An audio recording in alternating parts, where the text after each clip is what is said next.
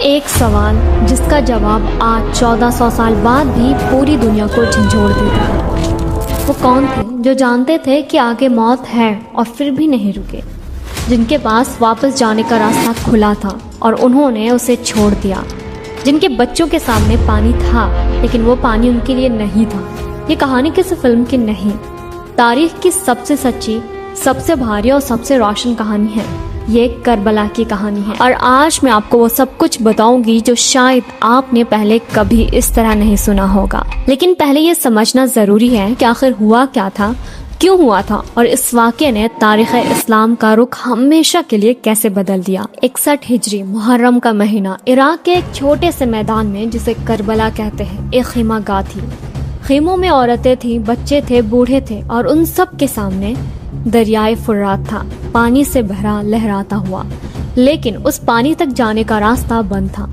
3 دن سے بچے پیاسے تھے، عورتیں پیاسی تھی، گھوڑے پیاسے تھے، اور اس خیمہ گاہ کے سردار نواسۂ رسول صلی اللہ علیہ وسلم امام حسین رضی اللہ تعالی عنہ جانتے تھے کہ کل صبح کیا ہونے والا ہے۔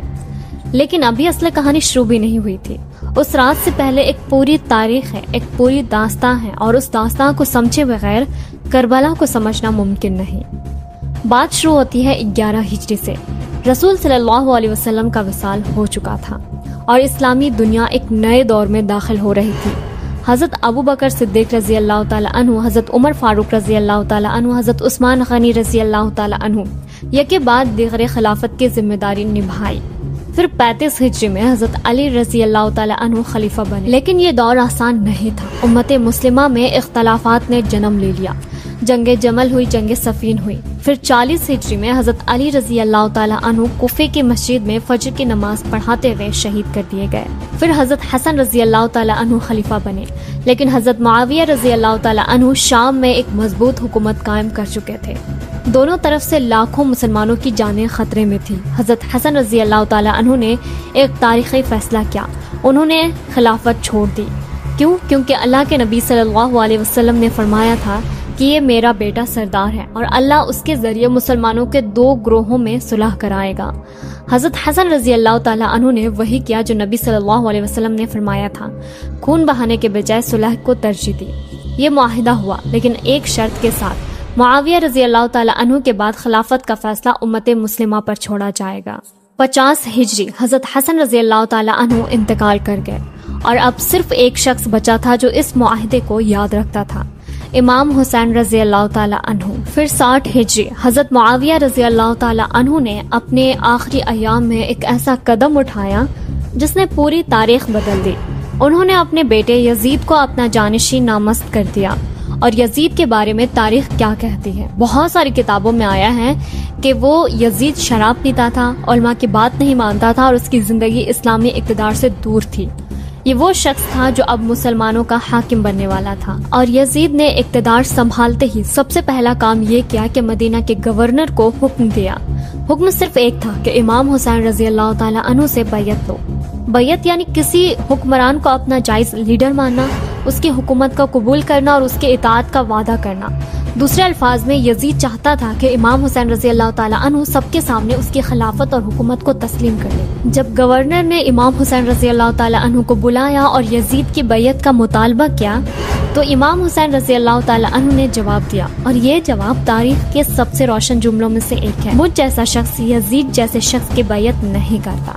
یہ انکار محض سیاسی نہیں تھا، یہ اصولی تھا۔ امام حسین رضی اللہ تعالی عنہ جانتے تھے اگر انہوں نے بیعت کر لی تو تاریخ میں یہ لکھا جائے گا کہ نواسۂ رسول صلی اللہ علیہ وسلم نے بھی اس حکومت کو جائز تسلیم کیا، اور یہ اسلام کے ساتھ وہ ظلم ہوگا جسے وہ برداشت نہیں کر سکتے تھے۔ پھر رجب 60 ہجری کی رات امام حسین رضی اللہ تعالی عنہ نے قبر نبوی صلی اللہ علیہ وسلم پر حاضری دی۔ وہاں انہوں نے کہا: یا رسول اللہ، میں آپ کے دین کی حفاظت کے لیے نکل رہا ہوں۔ بہت ساری کتابوں میں یہی آیا ہے۔ اور پھر وہ مدینہ سے نکل پڑے مکہ کی طرف۔ مکہ میں امام حسین رضی اللہ تعالی عنہ کئی ماہ رہے، لیکن ابھی کہانی میں ایک نیا موڑ آنے والا تھا۔ عراق کے شہر کوفہ سے خطوط آنے لگے، ہزاروں خطوط: یا ابن رسول اللہ، آ جائیں، ہم آپ کے ساتھ ہیں، ہم آپ کی حمایت کریں گے، کوفہ آپ کا انتظار کر رہا ہے۔ امام حسین رضی اللہ تعالی عنہ نے ان خطوط کو سنجیدگی سے لے لیا۔ انہوں نے فیصلہ کیا پہلے کوفہ کا حال معلوم کیا جائے، اپنے چچا زاد بھائی مسلم بن عقیل رضی اللہ تعالیٰ عنہ کو بھیجا۔ مسلم بن عقیل کوفہ پہنچے۔ ابتدا میں ہزاروں لوگوں نے ان کے ہاتھ پر بیعت کی۔ مسلم رضی اللہ تعالیٰ عنہ نے امام حسین رضی اللہ تعالیٰ عنہ کو خط لکھا، آ جائیں، حالات سازگار ہیں۔ لیکن اسی وقت یزید نے کوفہ میں ایک نیا گورنر بھیجا، عبداللہ بن زیاد، ایک ایسا شخص جو خوف اور دھمکی سے حکومت کرتا تھا۔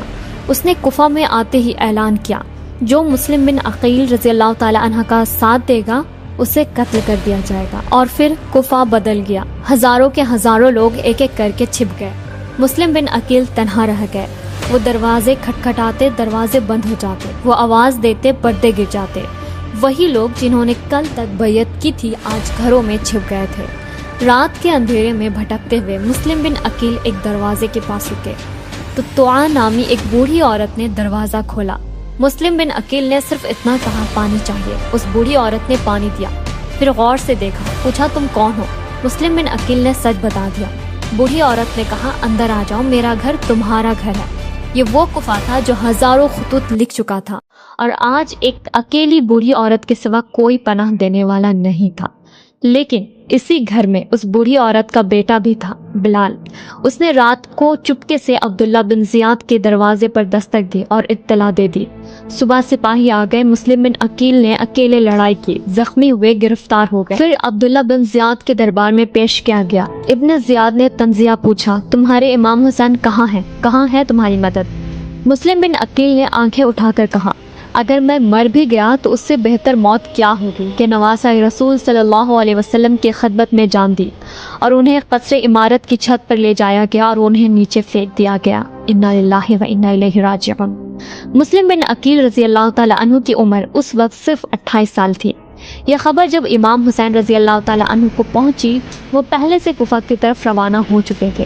راستے میں لوگوں نے منع کیا، لیکن امام حسین رضی اللہ تعالیٰ عنہ نے کہا، جو شخص حق کی راہ میں نکلے اور راستے میں موت آئے وہ شہید ہے۔ راستے میں کئی لوگ ملے جنہوں نے کہا واپس جائیں، کوفہ نے دھوکہ دیا ہے، یزید کی فوجیں آپ کا راستہ روک لیں گی۔ پھر حر بن یزید التمیمی 1000 سواروں کے ساتھ امام حسین رضی اللہ تعالیٰ عنہ کے قافلے کے سامنے آ گیا۔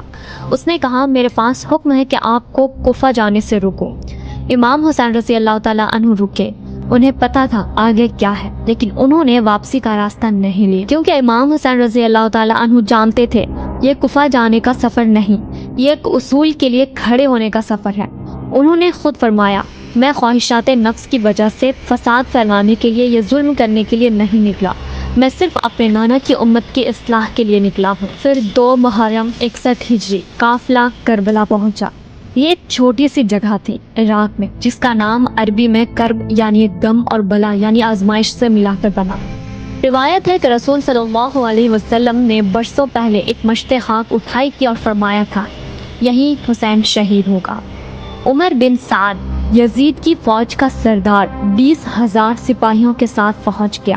ایک طرف 20,000، دوسری طرف امام حسین رضی اللہ تعالیٰ عنہ کے ساتھ صرف 72 افراد۔ 7 محرم کو فرات کا پانی بند کر دیا گیا۔ فرات خیموں سے صرف چند 100 قدم دور تھا۔ پانی نظر آتا تھا، اس کی آواز سنائی دیتی تھی، لیکن جو بھی قریب جاتا تیر چلتے۔ پہلا دن گزرا، بچے پیاس سے بے چین ہوئے، مائیں انہیں چپ کراتی رہیں۔ دوسرا دن گزرا، گھوڑے تڑپنے لگے، بوڑھے ساتھی کمزور ہونے لگے، چھوٹے بچے رونے کی طاقت بھی کھو بیٹھے۔ اور تیسرا دن حضرت سکینہ رضی اللہ تعالیٰ عنہ، امام حسین رضی اللہ تعالیٰ عنہ کی چھوٹی بیٹی، پیاس سے بے ہوش ہو گئی۔ وہ اپنے ابا کے پاس گئی اور کہا، ابا جان پانی۔ امام حسین رضی اللہ تعالیٰ عنہ کے پاس پانی نہیں تھا۔ وہ باپ جو پوری دنیا کے لیے آواز اٹھانے نکلے تھے، اپنی بچی کو ایک گھونٹ پانی نہیں دے سکتے تھے۔ عاشورہ سے ایک رات پہلے 9 محرم کی رات امام حسین رضی اللہ تعالیٰ عنہ نے اپنے ساتھیوں کو جمع کیا، چراغ بجھا دیا اور فرمایا، میری بیعت تم سب کو ذمے سے ساکت ہے۔ رات کا اندھیرا ہے، جو جانا چاہے چلا جائے، دشمن مجھے چاہتا ہے تم سے نہیں۔ چراغ اس لیے بجھایا کہ کوئی شرم سے نہ رکے، جو جانا چاہے چلا جائے۔ اور پھر اندھیرے میں آوازیں آئیں۔ حضرت مسلم بن اوسجہ رضی اللہ تعالیٰ عنہ نے کہا، اللہ کی قسم اگر میں 70 بار بھی مارا جاؤں اور زندہ کیا جاؤں تو بھی آپ کے ساتھ نہیں چھوڑوں گا۔ حضرت زبیر بن قین رضی اللہ تعالیٰ عنہ نے کہا، اگر میں جانتا کہ میں مارا جاؤں گا، پھر زندہ کیا جاؤں گا، پھر مارا جاؤں گا 1000 بار، تو بھی آپ کے ساتھ رہنا پسند کروں گا۔ ایک ایک کر کے سب نے کہا ہم نہیں جائیں گے۔ امام حسین رضی اللہ تعالیٰ عنہ کی آنکھوں میں آنسو آ گئے۔ پھر 10 محرم 61 ہجری یوم عاشورہ فجر کی نماز ہوئی۔ امام حسین رضی اللہ تعالیٰ عنہ نے اپنے ساتھیوں سے کہا صبر کرو اے اولاد کرام، موت ایک پل کے علاوہ کچھ بھی نہیں جو تمہیں مصائب سے عزت اور ابدی خوشی کی طرف لے جائے۔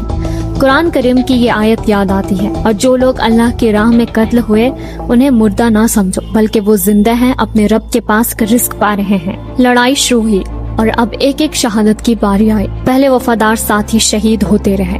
حضرت مسلم بن اوسجہ رضی اللہ تعالیٰ عنہ، وہی جنہوں نے رات کو کہا تھا 70 بار بھی مروں تو نہیں جاؤں گا، میدان میں گرے۔ امام حسین ان کے پاس گئے، انہوں نے آنکھیں کھولی۔ امام نے کہا خدا تم پر رحم کرے، اور آیت پڑھی فَمِنْهُمْ مَنْ قَضَى نَحْبَهُ، ان میں سے کچھ نے اپنا عہد پورا کر دیا۔ پھر وہ لمحہ آیا جو شاید تاریخ کا سب سے دردناک لمحہ ہے۔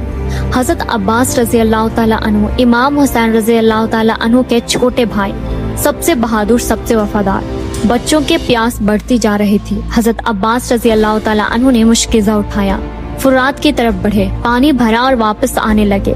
دشمنوں نے راستہ روک لیا، پہلے ایک ہاتھ کاٹا گیا، پھر دوسرا ہاتھ۔